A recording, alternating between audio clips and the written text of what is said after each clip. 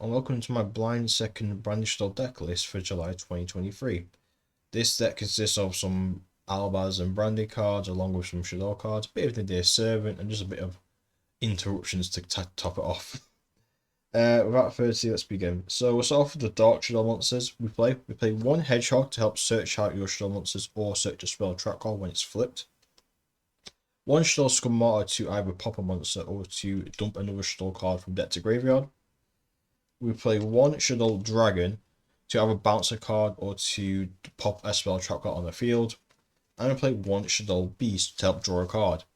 The reason you play this variety is so that you have like good ways to see your other names. Hedgehog lets you get one to your hand, which then you can send off in Nadir Servant when you're searching with Apkallone. You can also use it with Introduction with Sharing to then add another level 4 to hand to go into time for your Fleurdelis. Beast is a good one to send straight away because it lets you draw a card and then you can't brick on level 5 anymore. Shaddoll Dragon pops a card, so it's just universally good, always a recommended one to counter situations. And so Shaddoll Squamata is good because it helps you go into other names, as well as pop ons from the field, which can come up. Then we have one Reeshaddoll Ariel and one Wendi. Wendi can summon a monster from the deck, a Shaddoll monster from the deck, and Ariel can banish up to 3 cards from either player's graveyard, or when it's flipped, summon a banished monster that is Shaddoll to your field. The reason you play these is because these are the best ones of the opposing attributes that we go to Apkallone and such, but besides that, Ariel's just a good one to get rid of problematic cards from graveyard, such as Branded Opening or Aluber or other branded shenanigans that you might have, as well as also contributing to stopping other decks, such as maybe like Live Twin Runic and stuff like that. For the spell and track card lineup, I'm playing 2 Shaddoll Fusions and 1 Shaddoll Schism. The reason you play 2 is because not all decks are going to be focused on X-Deck something. A lot of the current ones are, so it's kind of good to see, but say you come against a rogue match or say Fleurdelis, it basically comes with Polymerization for the hand, and because of the low number count Shaddolls, you won't always be able to resolve it in those situations. In situations where you might want to go first, it's just also just a Polymerization with only 4 other cards in hand, so it's just not recommended. And for Shaddoll Schism, it's a good card because it allows you to make your fusions on your opponent's turn as well to allow for interruptions to be summoned. As well as that, it can non-targeting remove a opponent's monster which matches attribute, which is good for say Branded or any of the top that which goes into darks and lights. However, it is worth noting that you can't attack directly with the fusion summoned monster. However, it's kind of like a non-issue because of the amount of value you get, and you can always just link it off for say Gravity Controller in case you get winded yourself. Speaking of Winda, we play 3 of her. She's the best one. I sometimes consider whether I want to play either 2 or 3 because if you play 2, you can play Shaddoll to kind of counteract Fenrir or Traptrix decks, which do come up. But I always feel like if I can't make it in my own deck, Shaddoll, then there's no point playing it, if you know what I mean, because it's sort of like preparing for the worst. Maybe you should play it. But people also don't suspect the 3 Windas, so it's also like a good way to catch people out. You also play 2 Apkallone. You play 2 because you're mostly going to send one off Nadir Servant. As well as that, you can also put back to the deck with say Sharing or even itself, to be fair. And it's good to permanently get 1 card on the field, which is problematic for your deck. Say Macrocosmos or Dimension Vision, you know, just to name it 2. Or say oh, what's that card called now? Arise Heart. It does come with stronger battle, so it helps you stall out until you get something good in your deck. As well as the third effect helping you search for any of your Shaddoll cards to combo off, such as Schism. The last one is Shaddoll Construct. It's not really got any like amazing matchups now. It seems getting worse with every new passing set. And the other one seems to be getting better. But it's still like a good one-off. You can always use it to get rid of, say, problematic cards that just can't be out in other ways. It also helps you dump one of your own names to help advance your combos. Next, we have the branded portion of the deck. in which we play 3 Branded Fusion, which of course helps you going first or second. The only downside being it locks you into only fusions, but that's really not an issue in this deck since you play quite a lot of fusions and only 2 other alternative extra deck monsters. And only 2 other, whatever, who cares, you know what I mean. You play 2 Albaz. 2 Albaz is great. It's also good because sometimes its effect comes up where you just know summon it and you can just use your opponent's monsters. It's kind of like a good brick, to be fair, in some situations. Nothing more to say. You play 2, not 3, because you won't draw it that often. 1 Aluber. I packed it, and it's sometimes good for drawing, also helps recursion, but I think I've used the summon self effect, funnily enough. But you know, it can come up, whatever. We've got 2 Albions, 1 Lubellion, 1 Titaniklad, and 1 Mirrorjade. The reason for this ratio is Titaniklad helps you go for games. You get 4 Albaz and Fleurdelis to the graveyard to bring out Ariel. Then use Albaz's effect to then make Titaniklad, which gets you only needing 1800 extra attack to finish the game in OTK scenarios. It's also good for when you send it off Mirrorjade, you can then bring out Dogmatika Ecclesia to then bring out Fleurdelis, which gives you a negate on your next turn. You play Lubellion because Lubellion gets you all your darks effects, such as Beast, or Scheiren, or Hedgehog, or Dragon, or so on, depending on what you need. As well as this, Titaniklad of course can't be affected by, say, a Rise Heart when you bring it out, so it's kind of good removal in that sense. As opposed to like these ones that will probably get Fenrir or something. And Mirrorjade, of course, because this is the big boy here, which destroys all your opponent's monsters at the end phase on the turn that it's destroyed, as well as the fact that it has 3k attack and it also banish non-targeting your opponent's monsters, which is quite good. The Randa just really helps you deal with a lot of problems that Shaddoll wouldn't be able to deal with, especially with a good call like Branded Fusion being just a straight up better Shaddoll Fusion, as it doesn't have the limitation that it does. Next, let's go over the one-offs that I play. You play 1 Gravity Controller. This helps you get your Shaddoll effects to go off by putting them in the graveyard when in an extra monster zone. I won't do it here because he cuts off screen. 1 Time Thief Redo helps you get your Scheiren effect off when it's on the field and you want to use it. It's also just a decent card in general to take your opponent's top deck and also help you draw a card or bounce a card depending on what your opponent's playing. Just a pretty good card in general, and I liked it before. It was good in Tearlaments and I like it after. 1 Scheiren. I've said this quite already that I play Scheiren. The reason for Scheiren being in this deck is quite easy actually. Let me show you. So a combo I like to do is if you have, say, Branded Fusion in the hand and any Shaddoll name, say Ariel. So the combo is you do play Branded Fusion, you send Scheiren and Albaz to the graveyard to make Lubellion, obviously. That's how it works. Because it's a dark and an Albaz card. Albaz monster. So then you go Lubellion effect, pitching the Shaddoll for cost. And you go Scheiren effect, but opposite way around, so you don't get Winda locked yourself. So it'd be Scheiren 1, Lubellion 2. So you bounce first the Lubellion and the Albaz to make a Mirrorjade in the offense mode, because Lightning Storm's a thing. Then you put the Ariel and Scheiren to the bottom of your deck after you shuffled it to make a Winda. And you have like a Winda and Mirrorjade on board for literally only 2 cards, which isn't a bad deal, because any special summon monster the opponent summons can then be banished through Mirrorjade, as well as you getting advantage from one of your other Albaz fusion monsters. So it's kind of like a good combo I like to do.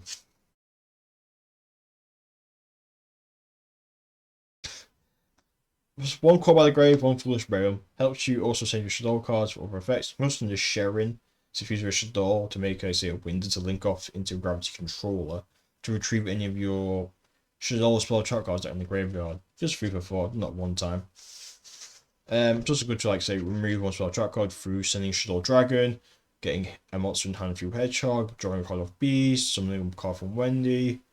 You know, there are a variety of uses you can use Foolish Brave for, so it's good. And Call by the Grave is just good in general to stop hand traps, mess up your deck. So you're playing a fusion deck which sends cards from deck to graveyard. Then we have interruptions. So since it's a blind second, we are playing a lot of interruptions. So let's go with the most photogenic. We're playing 3 evenly, because it is one of the best trap cards ever.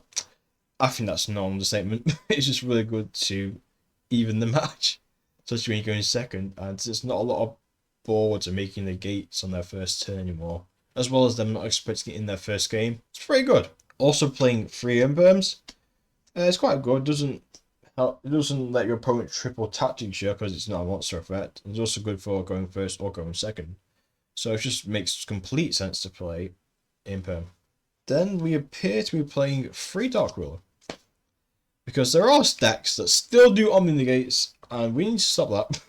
We need to stop that now, as well as effects that just straight up ruin the deck. So yeah, Rise Heart. Just go ahead and negate that, and we can play. The attack, the damage reduction being reduced to 0 for the opponent doesn't really matter that much, since you want to make a more control board rather than, say, trying to OTK. Because Winda can help with that, Mirrorjade can just help with keeping control, so it's fine. We also play 3 Ash Blossom, kind of standard, so helps you stop brand new fusion decks, helps you stop most decks. It's not really, Ash Blossom doesn't really need to be explained. It's just good all rounder. It's just good. So we have here 1 Lightning Storm, because I only own 1, and that's fine. Then we've got Super Poly, because we are playing a fusion deck. And even though we can just make, say, Mud Dragon or Dragostapelia, because we're playing the Shaddolls and the Albazes, we can also use Super Poly in tangent with them, which makes me like the card even more in this deck. One way to also improve this deck could be to, say, get Garura instead of a Shaddoll Winda, so you have 2 Windas and Garura. I don't have that card, so not much I can do. We're also playing 1 Veiler and 1 Ghost Ogre. You may want to fill the slot with, say, light targets, I think, because you want to send them off for Albion in case you have to make Albion at some point. And these are the 2 best ones I own. Oh, I say maybe play 2 Veilers and stuff, but Ghost Ogre can help out sometimes. So yeah, it comes up, I guess. Actually, I don't think it does come up. Maybe you shouldn't play Ghost Ogre because it's also bad against, say, Kashtira, so maybe play 2 Event Veilers. Oh, that's why. It's because this can also be used on your turn, that's why I wanted it. Because Veilers are only limited to your main phase, no, to their main phase, but it's going to be used on any player's turn. You can also sort of like seeing the Beerus or whatever's a light target else, Trick Clowns and Performance Trick Clown. No, wait, what? Damage Juggler and Performance Trick Clown is what I meant to say. Okay, now last but not least, we're playing the Nadir and Dogmatika packages. For starters, while I'm playing 2 Nadirs, because I only own 2, play 3 if you want, I guess. I'm not too sure how bricky that'll be considering you're only playing 2 Dogmatika names. But you are playing the Albaz package as well, so you can search Albaz if required to activate Nadir Servant. You're playing Nadir Servant so you can search out Schism through Apkallone's effect. Basically, you send Apkallone to the graveyard, add Ecclesia to hand, and then Apkallone can let you search for a Schism. Hopefully, you have another card in hand, because you do have to discard for it. But if you don't, just send like Beast or something, or add Beast, discard Beast, and draw a card, or do something because you have the Shaddolls in the deck. We're not as limited like, say, other decks that just do the Winda line. Sometimes you do draw Fleurdelis, and sometimes you do draw Ecclesia, which isn't too much of a bad thing. You just summon Ecclesia, search out Fleurdelis, and depending on what situation, you have to get something in the gate or an extra body on the field, which, if you use this effect, gets them up to like 5,000 damage, which isn't bad at all. Helps you go for game. The only problem being that if you're using Nadir Servant, you can't use your extra deck for the rest of the turn. So you have to try and like play with that in mind. In situations where Fleurdelis is actually a brick, you can always just use his effect to summon it, gets you a body on field with 2500 attack or 3k attack, depending on if you use the effect or not. So it's not the worst situation. It's not the best, but it's not the worst. Okay, so this is the side deck now. Keep in mind, I've not really thought that much about this. I'll give you my reasoning for why I played what I did, or why I played what I did, but yeah. We played 1 Shekin Naga. We play Shekin Naga as the aforementioned Fenrir and Trap Tricks. It's worth siding if you're not going to main deck it, I think. Because I've committed to playing Winda until I get an Earth Attribute main deck card. And unless I'm playing 2 Fenrirs, I've decided to just stick with Shekin Naga in the side deck. Then we have, I guess we'll do the most exciting ones, or the spicy ones. 2 Trick Clown and the Performage Flame Eater. This is simply due to Vanquish Souls burning you for time. Well, not just Vanquish Souls, I guess, any deck that burns for time. It comes up surprisingly. Since this card is kind of not used, I'll probably have to show you the text. Basically, what it lets you do is discard it if you are going to take damage. Then you can banish it on your turn to search out a performance card that's not itself. It's also a light target, which isn't the worst attribute for your deck. No, no. But yeah, performance flame meter actually is just the same, but you both take 500 damage when it's summoned, which isn't too bad. It does lock you both into perform mages, but if it's going to time, then I think you've not going to play past that turn. Then we have inside the agent package, because I made this for quite a bit and I wasn't getting results, and side decking it seems to work because side decking seems to work in matchups where you want to play on your first turn, such as say Fleurdelis or Pearly. It's Pearly. That deck is fucking Pearly. If you don't know what I'm talking about by saying that, I couldn't remember the name and I might have quit out. Not too sure. We'll see. Yeah. So yeah, this was okay. In theory, I kind of wanted to like main deck this, but came to the realization that I'd rather just have more powerful going second cards rather than having this sort of engine. Just helps to get in better hands. So I also played Raigeki, Cosmic Cyclone, Dynamiscus, and Fleurdelis. So the reasoning behind this variety of cards is, I guess we'll explain it, won't we?